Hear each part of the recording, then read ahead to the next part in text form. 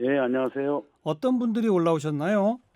5월단체 회원들을 비롯해서 광주 지역의 시민사회단체 회원들 그리고 일반 시민들까지 포함해서 대략 한 200여 명 정도가 올라왔습니다. 일반 시민들도 예, 그렇습니다. 예. 어 그냥 어제 이 사발 통문 돌리니까 그냥 촥 모이신 거예요? 시민들의 분노가 그만큼 큰 거죠. 예. 이 분노를 표현하기 위해서는 이제 행동이 필요했고 모두 모여서 함께 올라오게 예. 된 것이죠. 오늘 여야 정당 대표 다 만나셨습니까? 누구 만나셨어요? 국회의장실 먼저 방문해서요. 네.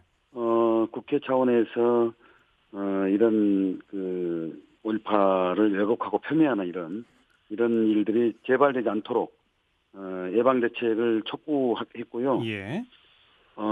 자유한국당 김병준 비대위원장을 면담을 했습니다. 네. 그리고 민주당 대표를 비롯해서 여야 정당 대표실 방문해서 예. 광주 시민의 뜻을 일차에 전달을 했습니다. 예.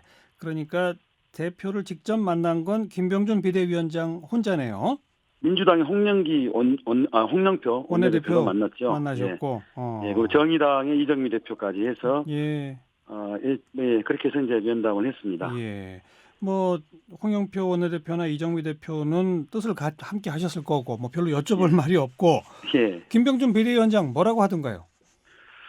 우선 광주 시민들을 비롯해서 5.18 피해자와 희생자들에게 사과를 한다는 그런 이제 말씀을 먼저 하셨고요. 예. 그러나 광주 시민들의 요구는 이제 그 사과뿐만이 아니라, 새 의원에 대한 예. 출당과 그다음에 국회에서 윤리위원회에서 제명을 발의할 경우에 예. 제명까지 동참해 줄 것을 요구를 했거든요. 예. 예. 그런 부분에 대해서는 김병준 비대위원장께서 즉답은 안 하셨습니다. 예. 본인으로서 이제 한계가 있음을 이제 말씀을 하신 거지요. 예. 그리고 한 가지는 북한 특수군의 침투에 의해서 5.18이 일어났다라고 하는 그 부분에 대해서는 예. 자유한국당 입장이 아니다. 네. 그리고 당으로서도 그것은 이미 명명백백하게 밝혀진 사실이기 때문에 예. 더 이상 그건 거론할 사안이 아니다. 이렇게 선을 긋는 말씀도 해주시긴 했죠. 예. 그 부분은 당의 입장을 명확히 했는데 새 의원 출당시켜라. 국회에서 제명안 동참해라. 여기에 대해서는 뭐라고 그랬다고요? 그냥 한계가 있다고요? 예, 의원총회를 거쳐야 되고 아. 의원 각자 그 뜻이 있을 것이기 때문에 예. 그 부분에서는 본인이 확답을 할 수가 없다. 이렇게 답변을 한 셈이죠. 근데 김병준 비대위원장 본인 개인의 생각은 어떻답니까? 개인의 생각 밝히지 않았습니다. 그 아. 한계가 있음에 대해서만 완곡하게 표현을 한 셈이죠. 오늘 자유한국당 윤리위원회가 오전부터 모였는데 결론을 못 내렸답니다. 내일 다시 만난다고 하는데 결론을 못 내렸다는 얘기 자체는 뭐랄까요? 중징계 쪽으로 쫙 일사불란하게 움직이는 건 아니라는 거 아닐까요? 그렇게 이해가 됩니다.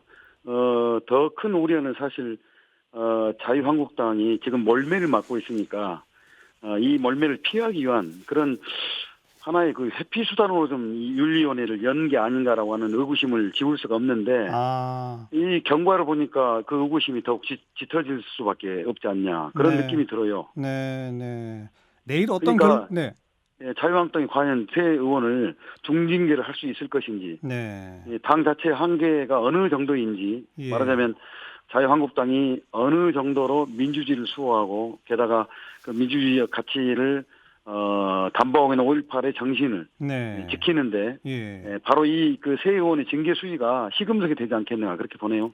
몰매 피하기 위해서 소집했다 하셨는데 어쨌든 일단 윤리위는 오늘 결론은 못 내렸지만 뭐 내일 어쨌든 결론을 내리겠다고까지는 했는데 내일 결론 그럼 또 안 내리고 또 계속 하는 거 아닐까요? 그런 의구심이 드는데 일단 내일 어, 또 지켜보겠습니다. 네, 네. 그나저나 이 몇몇 의원들은 왜 계속 이런다고 생각하세요? 최근에 이 흐름을 보면은 그 자신의 어떤 정치적 지지 세력을 다시 모으기 위한 그런 이제 정략적 의도를 읽히거든요. 예, 근데 이건 사실 굉장히 저급한 태도입니다. 예, 이건 다시 말하자면 5.18에 대해서, 5.18의 희생에 대해서 그 예, 고통을 또다시 짓밟는 그런 행위하고 다름이 없어요. 예, 게다가 5.18은 이제 대한민국 민주주의 한 분수령적 사건인데 이 자체를 또 부정하는 것과 다름이 없다고 봅니다. 그러니까 네. 본인들은 어떻게 의도를 하든 제가 볼 때는 오히려 부정적으로 되돌아갈 본인들에게 오히려 부메랑이 가능성이 좀 높다고 봅니다. 그래서 네. 이런 행태는 더 이상 자행돼서는 안 된다 이렇게 충원을 하고 싶네요. 네. 지금 자유한국당을 뺀 나머지 네 당이 아예 차제에 역사를 왜곡하는 발언에 대해서는 형사처벌까지 하자. 이른바 뭐 과거 반나치법과 유사한 역사 왜곡 처벌법 이런 거 한 목소리를 내고 있는데 이런 법안 필요하다고 보세요? 예, 반드시 필요합니다. 그동안에 이제 김한원 씨가 여러 가지 왜곡 폄훼를 지속적으로 매우 악의적으로 전개해 왔는데 그것을 명예훼손죄 외에는 다른 방식으로 처벌할 방법을 찾지 못했거든요. 예, 예. 그 역시도 좀 한계가 있다는 것이 지난 법원의 판결이었고요. 그래서 네. 원천적으로 그걸 차단할 수 있는 5.18 왜곡 폄훼 처벌법을 제정을 해서 네. 지금 이 사당이 발의하겠다고 입장을 밝혔잖아요. 예. 그래서 제정을 해서 이후에 이런 일들이 소모적으로 더 이상 벌어지지 않도록 예. 적극적으로 국회가 나섰으면 하는 그런 바람을 네. 갖습니다. 근데 일각에서는 이런 법률이 자칫 표현의 자유를 좀 침해할 우려가 있다는 지적도 있습니다만 어떻게 보십니까? 예, 오늘 이제 민주당 홍영표 원내대표실에서 세미나를 토론회를 했는데요. 예. 바로 이제 이 처벌법 관련한 토론회였는데 여기에서는 유의미한 여러 가지 의견들이 나왔습니다. 예. 5.18의 경우는 특히 이제 지옥주의하고 빨갱이라고 하는 이런 배제적이고 적대적인 혐오 선동하고 연관이 되어 있기 때문에 예.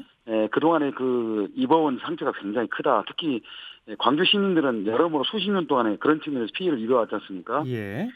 이것과 직결된다고 보기 때문에 5.18의 경우는 역사 부정죄와 연관시켜서 표현의 자유 이상으로 네. 우리 대한민국 어떤 극단적 상황과 연관이 되기 때문에 예.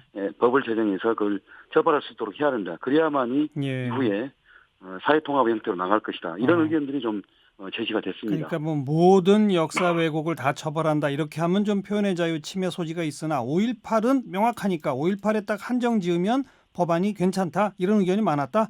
예, 그렇습니다. 다수 의견이 그렇게 나오는 셈이죠. 네.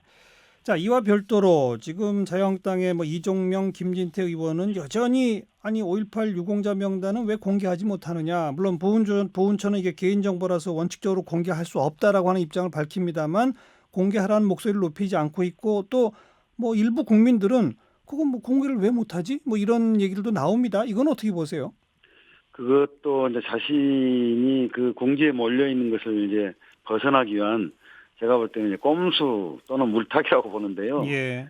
5.18 유공자 명단은 광주에 오시면 5.18 기념공원이 있고 그다음에 유형보건소 등등이 있는데 거기에는 명단들이 다 공개가 돼 있습니다. 예, 예. 원하는 것이 이제 전부 구체적인 이제 신상 자료일 텐데 예. 개인의 신상 자료를 어떻게 전부 공개할 수 있겠습니까? 예. 개인정보법에도 위반되는데요. 예. 그래서 저는 이런 것을 뻔히 알고 있는 그분들이 계속 이 주장을 하는 것은 마치 5.18 유공자가 뭔가 부정의한 방법으로 유공자가 된 게 아니냐. 네. 이런 것을 악의적으로 그걸 국민들에게 의혹을 부풀리는 예. 그런 의도라고 보거든요. 예.